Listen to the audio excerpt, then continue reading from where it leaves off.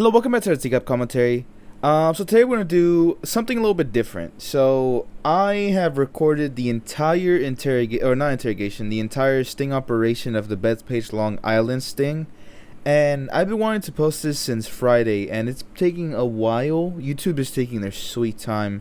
They're still checking it.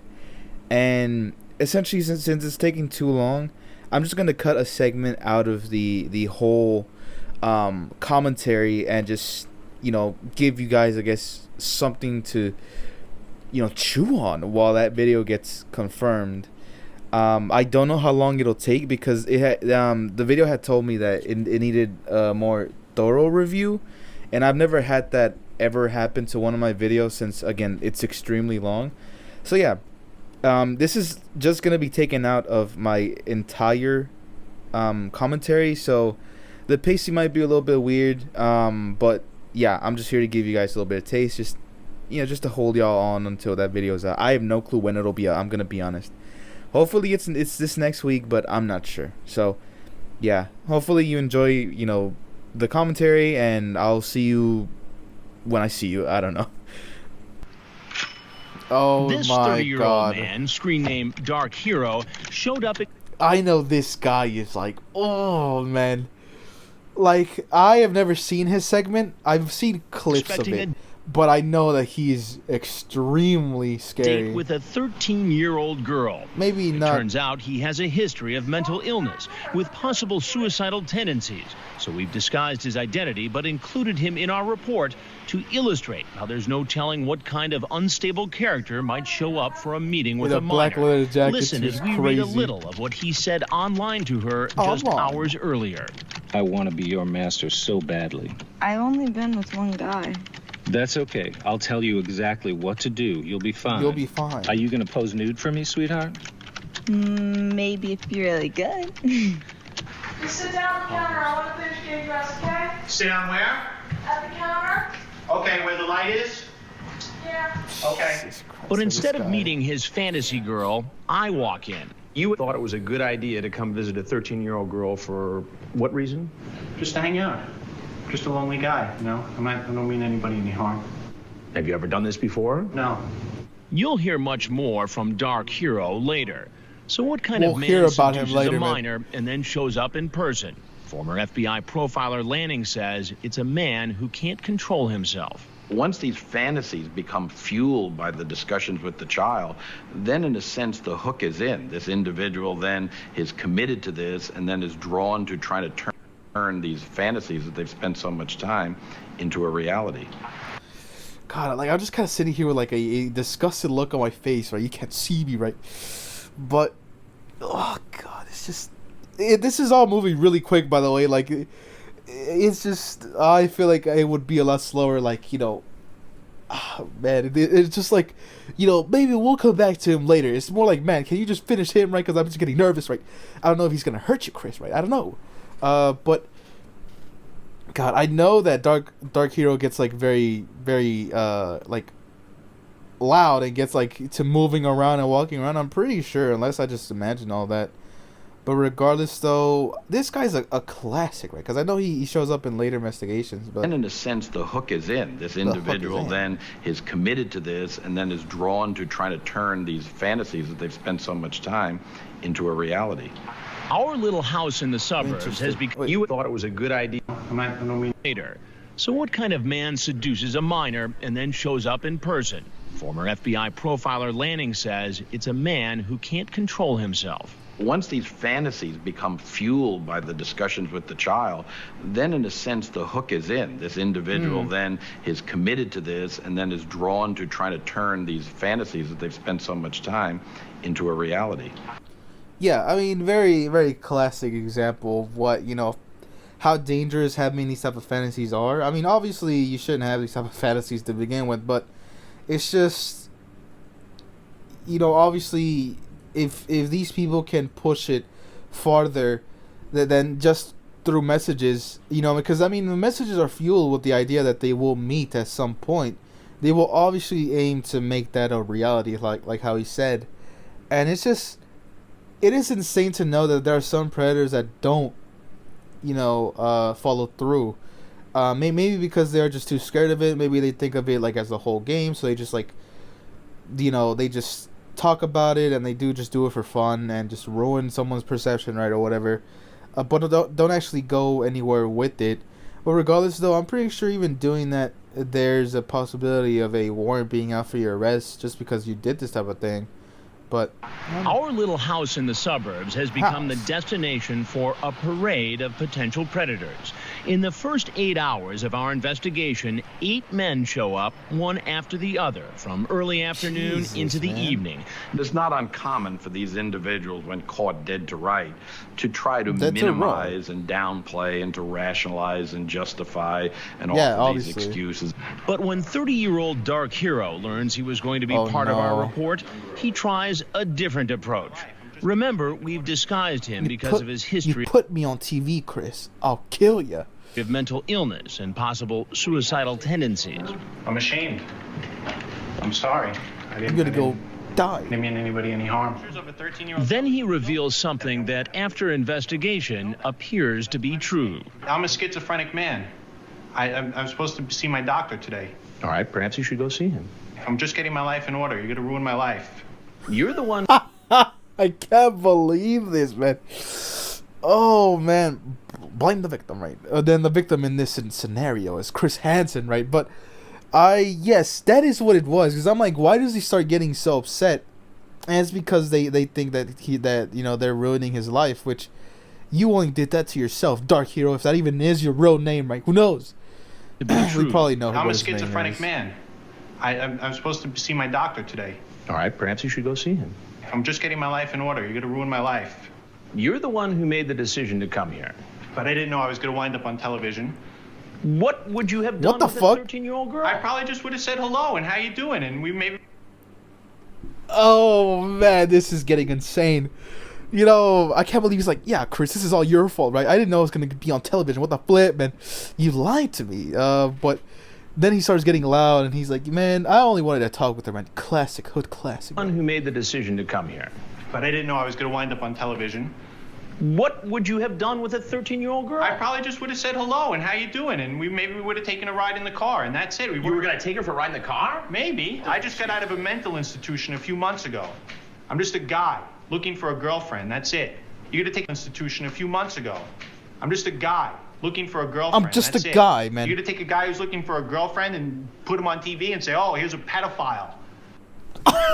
Oh my god, man. Oh my goodness. I can't believe what I'm hearing. He's like, Chris, you're gonna blank my blank, right? If you put me on television, right? I'm just looking for a girl, Chris, man. I'm just looking for a girl, and you're gonna call me a pedo because she's 12, man? That's crazy, Chris. You're out your mind. You're ruining my life, Chris. Jesus Christ. You're gonna take a guy who's looking for a girlfriend and put him on TV and say, oh, here's a pedophile. That's what you're gonna do, right? Because I came to meet a 13-year-old, even though I didn't do anything. I think that's ridiculous. I think your story is a piece of shit. It turns out Dark Hero has a long history of mental illness. Jesus, man. Call Ron Knight. I like, oh my god, we really need Ron Knight, man. Bring his ass here, man. I swear to God. Ron Knight would have wrung his ass, let me tell you, man. Like, if I know Ron Knight like I know Ron Knight, man, he would have not walked out of this house, right? If he would have stayed a second longer, man, he would have knocked what out of. He now would have. You know what? I'll stop yapping, man. This makes no fucking sense, man. I'm just yapping out of my ass. I'm still gonna say it though. He would have not walked out of this house the same way, man. A history with law enforcement. In fact, his former girlfriend was granted an order of protection against him, an order which he violated. Trying to kill me. He later pleaded guilty to second-degree harassment and criminal contempt. Yet here he is, able to chat online, make a date, and show up for a possible sexual encounter with a 13-year-old. Whoa, this is insane. How tall is this guy too? Because Chris Hansen is pretty tall. I think he's like 6 foot, 6'1". Oh my god, I would have. Look, I'm just saying, man. I would have had an equalizer on me. I'm just saying, I would have. Ooh, you don't want to you don't want me to say it, right? You don't want me to say it. I would have blasted his ass down, knocked him a few pegs, right? Just a couple of rounds in his chest, right? Stop it, man. I'm just getting passionate because no one threatens my Chris, man. Nobody threatens my Chris. Where's Ron Knight? What the hell is Ron 9? What the hell is wrong with Ron 9, man? Oh, you know what? It's like the Incredibles like meme where it's like the guy rips the poster down, man. You're not my hero anymore, Ron 9, man. You're a fraud. Where are you, man? I thought you would have like flown out of the damn ceiling and killed this guy, right? Here he Like, is. you don't want to do anything able rash. to chat online, make a date, and show up for a possible sexual encounter with a 13-year-old. While virtually Jesus, every man who made a date to Oh commit my statutory God. rape showed up at our house. Okay, we're gonna go look at Dark Hero to actually see what happened. Okay, well there he is. You know what I mean? There's our man of the hour, right? I don't know if there is. I'm sure if I see like a segment in it. Jeez, man. Just being publicized. And his full name too. DarkHero73. I'm just a guy looking for a girlfriend. DarkHero73 trying to justify looking for a 13-year-old girl. 13-year-old, same thing. Matthew Matt F. Dooley, aka DarkHero73, is a suspected predator who appeared on the Bethpage Long Island Deadline NBC segment Dangerous Web, later known as To Catch a Predator. He is best known for being the only predator to ever have their identity hidden in the final airing of his segment, as well as his constant rambling and aggressive attitude during the sting brought on by his schizophrenia. Sorry. I think I'll be recording for like maybe an hour 30, I'm not sure. Matthew Dooley, what a shit last name, by the way. DarkHero73, ex-girlfriend, Asian roommate, conspiracy theorist, cab driver, former radio station worker, pipe maker, former mental patient. Unmarried, born September 1973, New York, United States, place of birth, gender, male, eye color green, hair color brown. So, biography and chat. Prior to being busted in the sting, Dooley attended a school of broadcast in Connecticut, hoping to become a sports announcer. According to Perverted Justice, he lived in Queens at the time of the sting. Dooley had already been charged and convicted for second-degree harassment after stalking a former girlfriend. Dooley was 13 at the time, or 30. I keep saying 13. Was 30 at the time he solicited a girl he believed to be 13 years old for a date, as well as entering a master-slave BDSM relationship with the decoy. Jesus. His exact words from the chat, which were quoted in the episode, were, "I want to be your master so badly." When the decoy said, I've only been with one guy, Dooley's response was, "That's okay, you will be fine. Are you going to pose nude for me, sweetheart?" The decoy said, maybe, if you're really good." Dooley then proceeded to make a date with the decoy in Bethpage, New York, later on in the chat. Sting. Upon showing up at the house, Dooley was yelled at from across the house by Del Harvey, who he still believed was a 13-year-old girl. She told him to sit down at the counter. Dooley obliged and was confronted by Chris Hansen. There was several scripts that Hansen had due to him being unsure to which predator Dooley actually was, which led him to ask Dooley various different decoy names before they finally found the right chat. Chris then asked, "Why did you think it was a good idea to visit a 13-year-old girl home alone?" Dooley responds with, "I'm just a lonely guy, I didn't mean anyone any harm." Although the exact moment when the cameras come out to expose Dooley remains lost, it is known Dooley admits to being ashamed and apologizes before immediately going on the offensive, unapologetically stating he was looking for a girlfriend and lambasting Hansen for looking for pedophiles. Seemingly unable to make the connection that what sexual conversation he engaged in was a criminal act. He would also reveal he had schizophrenia, and had just been released from a mental institution. He then finishes off his tirade by telling Hansen he thought the story was ridiculous and a piece of shit. Hansen, seemingly taken aback by Dooley's verbal tirade, making no attempts to rebut Dooley's defense of his actions like he would others. Although the rest of the audio is lost or inaudible, Dooley can be seen leaving the chair and charging at Chris before being ushered out of the house. Fearing he would be exposed on TV and was about to face criminal charges, he readmitted himself to a mental hospital. Matt would take to YouTube 15 years later on Joey's TCAP channel and would attempt to explain his appearance on the show. His explanation would amount to nothing more than rambling conspiracy theory claiming to know the truth behind 9/11, showing his mental state was still very delicate. He was also heard rambling about how in the Cold War, the CIA tried developing a weapon that would cause Fidel Castro's beard to fall out. Matt also tried to maintain his innocence by claiming that the people at the mental institution never thought he was a pedophile. Matt also insulted Chris Hansen. Well, Chris called him a con man to the fact that Chris bounced checks in Connecticut, which was true, but somehow proves that Chris framed Dark Hero and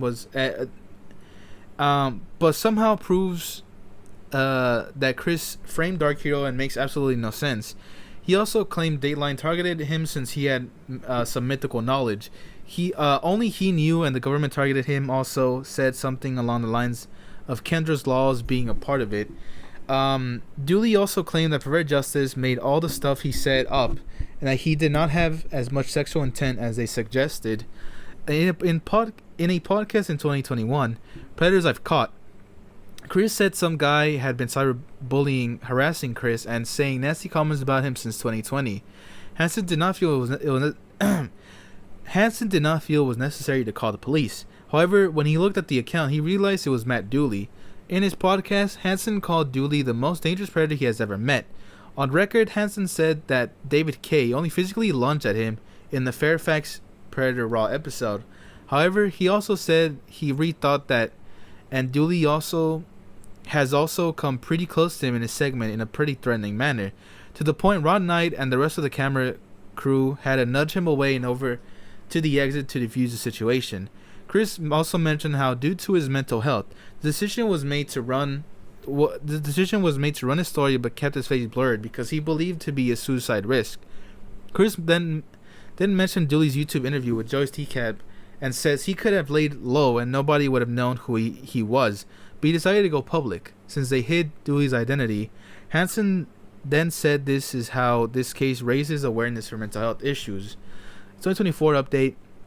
According to Hansen, in his Predators I've Caught episode dedicated on Eddie, Dooley still harasses Chris as of 2024, which made Chris wish he did not hide Dooley's face.